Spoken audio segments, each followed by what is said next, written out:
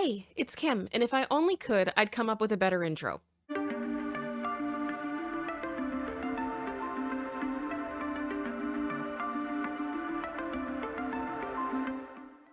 Having a song chart on the Billboard Hot 100 is an achievement. Charting in the top 10 is a signal of success, but having it leave the chart and then re enter in the top 10 is rare.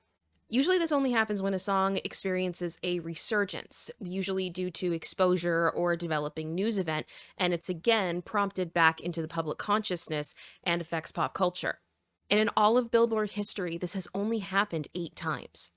The eighth song to be added to this very rare club is Running Up That Hill, A Deal with God by Kate Bush. Currently, Running Up That Hill is sitting at number 3 on the Billboard Hot 100, and it doesn't seem to be losing steam. It's gaining in airplay and performance. For a song that came out 37 years ago and at that time only peaked at 30 on the Billboard Hot 100, this type of success is like seeing a unicorn. Kate Bush is a singer-songwriter from the UK, and her unique and alternative style has cemented her as an art pop legend. Running Up That Hill came out originally in 1985. It was a single off of Kate's album Hounds of Love, and to date is the only song that was ever a hit with American audiences. So when Netflix's smash hit show Stranger Things used the song, her music was introduced to a whole new generation. The song, originally titled A Deal with God, is actually about the interactions between men and women. In 1985, Kate Bush was quoted saying, "A man and a woman can't understand each other because we are a man and a woman. If we could actually swap each other's roles, if we could actually be in each other's place for a while, I think we'd both be very surprised. And I think it would lead to a greater understanding." And really, the only way I think that could be done was either, I thought a deal with the devil, And then I thought, well, no, why not a deal with God? Because in a way, it's much more powerful than the whole idea of asking God to make a deal with you. You see, for me, it's still called Deal with God. That was the title. But we were told if we kept this title that it wouldn't be played in any of the religious countries. Running Up That Hill is one success from Kate Bush's long and successful career. She's been in music for more than 4 decades. Her career began with her hit single Wuthering Heights, which topped the UK chart for 4 weeks. She was also the first female artist to achieve a UK #1 with a self-written song. Since, she's released 10 studio albums, been nominated for 3 Grammys, and has made it to many of the best of lists in Rolling Stone. She's also influenced many other successful musicians, such as Adele, Coldplay, Alanis Morissette, Stevie Nicks, Big Boy of Outkast, Bjork, Tori Amos, Ellie Goulding, Dido, Tupac, Imogen Heap, and a whole bunch more. Kate Bush is iconic. She is a trailblazing artist, and it's super cool to actually see her getting recognition stateside. In 2002, Running Up That Hill was used in season 4 of Stranger Things. The song was used after Winona Ryder pushed for it, saying, "I've been obsessed with her since I was a little girl. I've also, for the last 7 years, been dropping hints on the set, wearing my Kate Bush t-shirts." I don't want to give away any spoilers to the show, and the issue is the scene that it was used in is chock full of them. So to be brief, the song is used masterfully, alongside a character fighting for their life, while also battling their grief and depression, trying to find a reason to keep living. I'm going to be completely honest, I have not seen all of Stranger Things.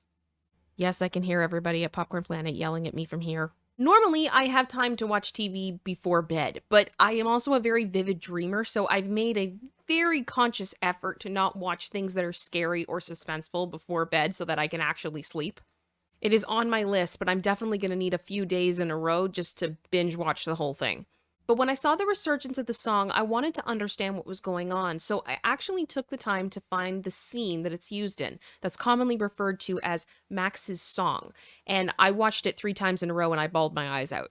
I had no idea what was going on in the context of the show, but the way that this scene was shot, the way that everything comes together, the orchestral version of Running Up That Hill swelling, it all is so intense and it broke me.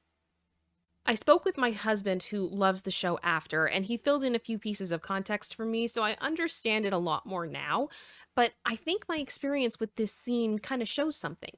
That this scene is very special and unique, and it really can move people. Music is a unique art form, and I truly believe that it transcends generations and it helps us all to be able to unite and relate to one another. Grief, depression, pain, struggle, it's all things that we all have to deal with. And at points, we all have moments where we have to find that thing inside of us that keeps us going, even when we feel like the whole world is against us. A part of me wondered if I was the only person that was kind of feeling this way, so I took a look at the YouTube comments on the scene, and I am nowhere near the only one. I started crying again looking through these comments while I was editing this video. I cannot believe how much this scene resonates with people and how much it's affected them. A few months ago, after the show came out, Kate made a statement on her website.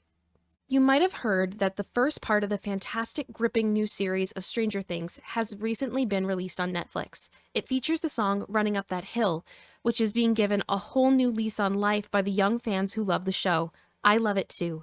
Because of this, Running Up That Hill is charting around the world and has entered the UK chart at number 8. It's all really exciting. Thanks very much to everyone who has supported the song. I wait with bated breath for the rest of the series in July. Best wishes, Kate. Who knows where the song will go from here or what's next for Kate Bush, but it does make me wonder, in a world where streaming is becoming so much more accessible, how many more pieces of retro media are we going to see reemerge? I think it's really cool that we live in a time where pop culture is so accessible, and we're no longer limited to consuming media that TV deems to be acceptable or that radio stations will play. So I'll ask you now, what song would you like to see make a comeback? Let me know in the comments below. Well, that's it. Much love. Bye.